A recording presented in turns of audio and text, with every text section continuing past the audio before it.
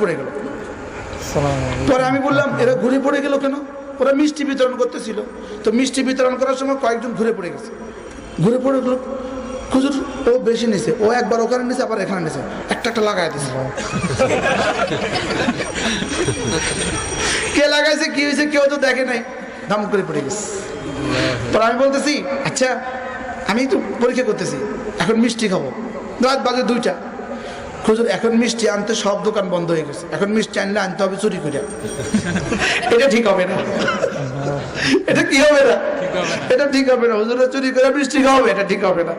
আচ্ছা আমি কি আমার মাথা ব্যথা করে একটু তেল আনেন তো। একজন দিছে দৌড়, একটা তেলের বোতল নিয়ে আসছে। ওই যে ইন্ডিয়ান একটা লাল লাল কভারের একটা নবরত্ন আছে না, নিয়ে আসছে। আমি কোথেকে আনলেন? কলিকাতা থেকে নিয়ে আসছি। বারহাল